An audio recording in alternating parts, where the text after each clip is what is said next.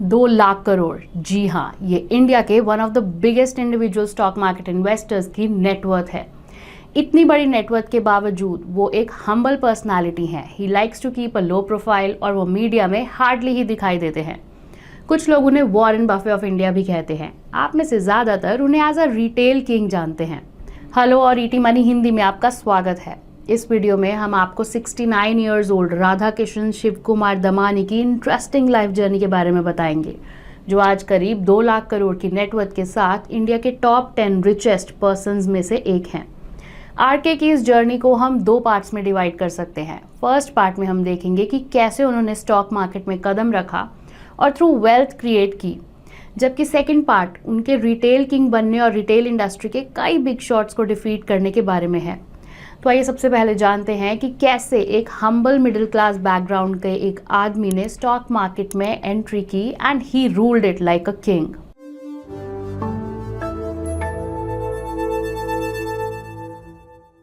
Stock market RK की first choice नहीं थी। He was never inclined towards the share market, लेकिन उनका माइंडसेट शुरू से ही एंटरप्रेन्योरल था।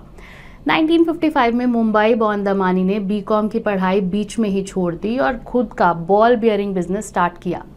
लेकिन किस्मत ने उनके साथ कुछ और ही सोच रखा था। उनके फादर की डेथ के बाद उनके अंकल ने उन्हें stock market trading business join करने के लिए कन्विंस किया। उन्होंने लेट 80s में स्टॉक मार्केट में एंटर किया और उसके बाद कभी पीछे मुड़कर नहीं देखा। उन्होंने ट्रेडिंग तो स्टार्ट की, लेकिन जल्द ही उन्हें ये रियलाइज हुआ कि ज़्यादा पैसे कमाने के लिए he needed to enter the ring. उन्हें यह भी समझ आ गया था कि छोटे प्रॉफिट्स के लिए स्टॉक्स को जल्दी खरीदने या बेचने से मोटा पैसा नहीं कमाया जा सकता। दमानी 90s के बड़े इन्वेस्टर्स को फॉलो करते थे, जैसे कि मनु मानेक। मानेक को मार्केट में लोग कोबरा बुलाते थे और उस जमाने के वो सबसे बड़े शॉर्ट सेलर थे। दमानी ने उनकी स्ट्रैटेजी यानी शॉर्ट सेलिंग को बिग बुल हर्षद मेहता के अगेंस्ट यूज करना शुरू कर दिया। दोनों एक दूसरे के ओपोनेंट्स बन गए थे।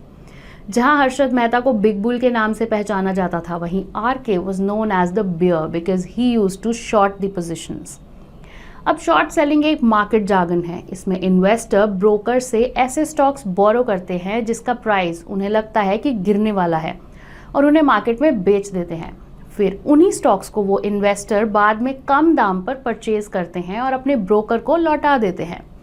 इस बाय एंड सेल ट्रांजैक्शन में जो प्राइस डिफरेंस है वो उस इन्वेस्टर का प्रॉफिट होता है। 1992 में जब हर्षद मेहता स्कैम हुआ तो आरके ने कुछ ब्लू चिप कंपनीज में शॉर्ट पोजीशंस लेकर बड़ा प्रॉफिट कमाया, जिनकी प्राइस हर्षद मेहता और उनके एसोसिएट्स इन्फ्लेट कर रहे थे। लेकिन जैसे ही स्कैम सामने आया, हर्षद मेहता को बहुत बड़ा नुकसान हुआ, जबकि आरके और उनके एसोसिएट्स ने ज़बरदस्त प्रॉफिट कमाया। लेकिन इस पूरे एपिसोड के बाद राधा किशन दमानी एक बार फिर एक ट्रेडर से स्टॉक इन्वेस्टर बन गए। उनकी ब्राइट स्टार्स इन्वेस्टमेंट्स लिमिटेड के नाम से एक इन्वेस्टमेंट फर्म है। वो वैल्यू इन्वेस्टिंग स्ट्रैटेजी के एडमायरर हैं। वो ऐसे स्टॉक्स खरीदते हैं जो उनकी इंट्रिंसिक वैल्यू से बिलो ट्रेड करते हैं और उन्हें लॉन्ग टर्म के लिए होल्ड करते हैं। अब अगर आप जानना चाहते हैं कि वैल्यू इन्वेस्टिंग क्या है, तो आप हमारा एक और वीडियो देख सकते हैं जिसका लिंक डिस्क्रिप्शन में है। Coming back to RK Damani, उनके फेमस मूव्स में से एक था HDFC बैंक में इन्वेस्टमेंट। 1995 में इसकी लिस्टिंग पर उन्होंने इसके स्टॉक्स में सब्सटैंशियल पैसा लगाया और HDFC बैंक के बिगेस्ट इंडिविजुअल शेयर होल्डर बन गए। जब मार्केट के एक प्रोमिनेंट प्लेयर ने उनसे पूछा कि वो HDFC बैंक के स्टॉक्स क्यों खरीद रहे हैं जबकि चीपर वैल्यूएशन पर बहुत सारे ऑप्शंस अवेलेबल हैं, तो उन्होंने एक आइकॉनिक रिप्लाई दिया, you can't stay on Peddar road at Dharavi's rates. जो लोग नहीं जानते हैं उन्हें बता दें कि पेडर रोड मुंबई के मोस्ट एक्सपेंसिव एरियाज में से एक है, जबकि धारावी हमारी कंट्री का लार्जेस्ट स्लम है। उन्होंने HDFC bank, Gillette India, VST industries, CRISIL जैसे कई स्टॉक्स में लॉन्ग टर्म वैल्यू इन्वेस्टमेंट्स किए। उनके सक्सेसफुल बेट्स में कुछ MNC कंपनीज भी थी, जैसे कोलगेट, जिलेट, क्रिसिल।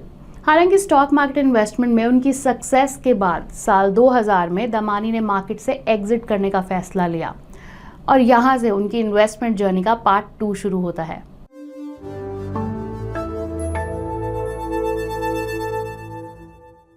– 2002 में उन्होंने पवई में डी मार्ट का फर्स्ट स्टोर खोला।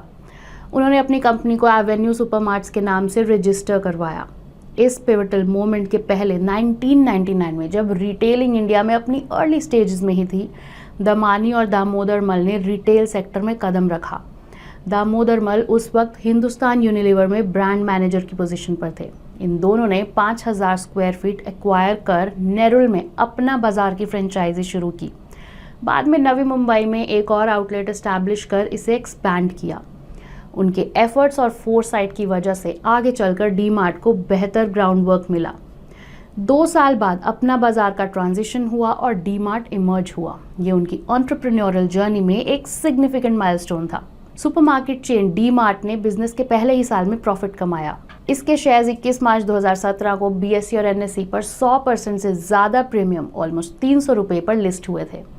अब ये 4600 रुपये से ज़्यादा पर ट्रेड हो रहे हैं। डी मार्ट की सक्सेस का रीज़न प्रॉफिट को ग्रोथ से ज़्यादा प्रायोरिटी देना था।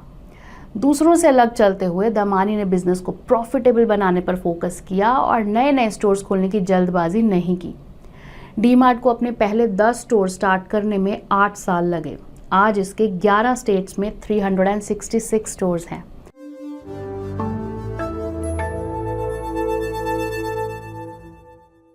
दमानी के रिटेल बिजनेस की success made his wealth shoot up from 3000 crore in December 2016 to 36,000 crore in March 2017 and आज दमानी की नेटवर्थ 2 लाख करोड़ से भी ज़्यादा है। But he still loves investing in stocks, just like before, and he continues to invest in undervalued stocks.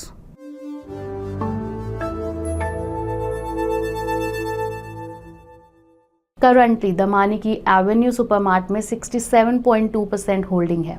इसके अलावा 12 दूसरी companies में भी उनका 1% से ज़्यादा सिग्निफिकेंट स्टेक है। ये लिस्ट आपकी स्क्रीन पर है। में टोबैको फर्म वीएसटी इंडस्ट्रीज और यूनाइटेड ब्रूअरीज में अपना स्टेक प्रीवियस क्वार्टर के कंपैरिजन में इंक्रीज किया है। और इसी के साथ हम इस वीडियो के एंड पर आ गए हैं। उम्मीद है आपको ये वीडियो पसंद आया होगा। प्लीज़ हमें बताएं कि आपको ये कैसा लगा। If you want us to cover any specific investment related topics, do let me know in the comment section. साथ ही हमारे चैनल को लाइक और सब्सक्राइब करना ना भूलें और हम जल्द ही एक और इंसाइटफुल वीडियो के साथ मिलेंगे। Mutual fund investments are subject to market risks. Read all scheme-related documents carefully.